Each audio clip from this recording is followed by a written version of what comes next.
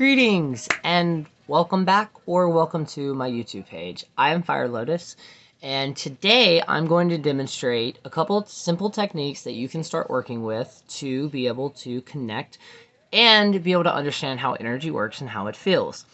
Now, the first two are going to be very basic. Start studying those and basically repetitively do them as much as you can in your free time throughout your day. Once you get those down pats, move to the third one. The third one, the only thing you're going to need is to be able to go outside or a small house plant. Now, the first one, you're going to rub your hands together and then slowly pull them away. That energy that you're feeling, that feeling between your hands, to me, it's more like a tingly sensation. That's energy. Without knowing how to properly work with energy and then blend those together to create something entirely new, no matter what you do, you're not really doing magic. You can burn as many candles as you want with anointed and herbs and all of that. That's not really magic. Without energy work, there is no magic. So, with that being said, keep doing this one now. Once you get that down pat, slowly pull it away. And the technique that I tell people that I've been helping with their practice is, what works for me is I pick my favorite color, which for an example, we'll say purple, right? Okay. Now, what I'm going to do is, for one, I'm always going to picture a purple thin line like your aura around you, right? Do this again, and then slowly picture a ball. Now, repetitively do this until you can almost instantly get a little bubble, any color you choose, to form in between your hands. The more you spread out like this, the bigger that bubble gets. Now, once you get those down pat like that, the next step, and the cool thing you can do with these little bubbles, these healing bubbles, is you can actually program them or put specific energy like healing, loving, good energy, just like good pick-me-up. And then once you do that, get it to the size that you want with having a person in mind, right? Now, once you get, say we get it this big, we're going to release it like that or like that. And once it's released in your head or in your third eye, imagine that little bubble floating and popping and like it just raining down on that person. Once you do this, it will, for one, especially if you're a seedling or a sprout, very new to the craft, it will boost your confidence because they will feel it. Now, again, with these practices, you are going to have to be repetitive with them. Now, the last one is going to be slightly more advanced because you're no longer working with just your energy.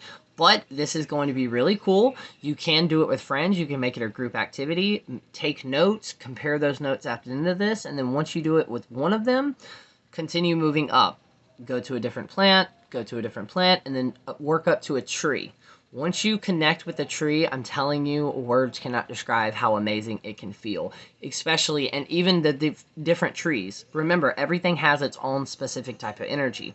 Once you get those down pat and you can work with a tree, try a pet, and then try a crystal, right? And try these multiple times, take notes with it, and then once you got that, you will be able to actually start, it will change the way you do magic. Because when you're doing a spell, say, and you're using herbs, each herb you put in a mortar on pedestal, when you're crushing it up, you need to connect with that energy. When you add the second herb, you need to slowly merge those energies together to where they're almost like dancing in this perfect little limbo thing.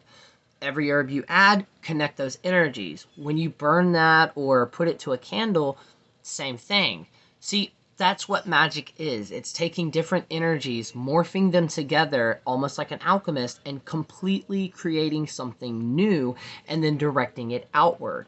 Now, like I said, with this next technique, what you're going to do, and I wish I could use the app on TikTok because it's perfect to describe this visually.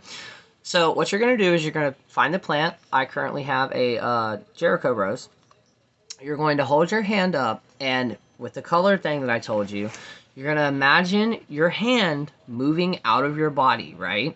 And you can actually feel it when you do it. Once you do that, try to connect with the plant. In other words, touch the plant with your energetic hand without physically touching the plant.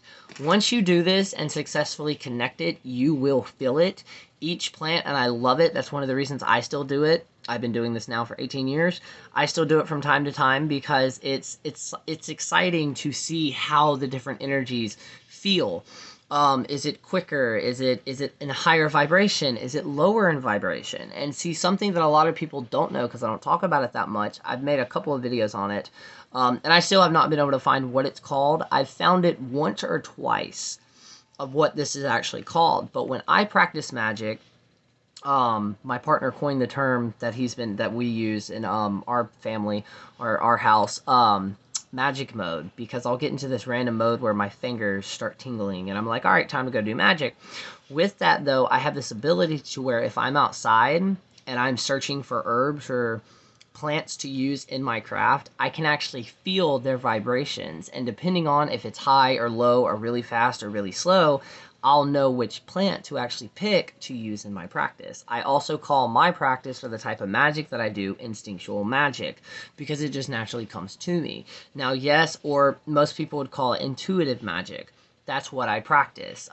It takes a lot of research, though, because once you start researching correspondences and understanding how they work, you'll start to remember that, and your body will just go into autopilot, and you'll be able to do spells, own custom spells, and amazing. It's amazing. And I'm telling you, once you start doing these techniques, if you do start doing them, comment back in a few months and let me know how it's going. The Spiritual Day 30-day challenge that I have up, I already have a video up on that here. I've had a few people from my TikTok start practicing it, and they're starting to get amazing reviews. And again, it's going to be different with everybody. When working with ancestors, your spirit guides, or your deities, the most important part is, besides, working with them, is to also set up a line of communication. And it's going to be unique and different to everybody. With me, I normally get random thoughts that pop in my head that don't really belong to me. Or I'll smell a certain scent that will remind me of said ancestor or spirit guide. I don't really work with deities that much. But yeah, there's some energetic tips and a couple other tips. If you like it, you know what to do. Hit subscribe, like it. Any reaction or engagement on my videos, on YouTube videos, helps with anything. So even if you don't like it, give me a thumbs down. That helps me too. But yeah, and comment below on what other beginner tips that you would like me to do, and I'll do a video where I have a couple of tips in there.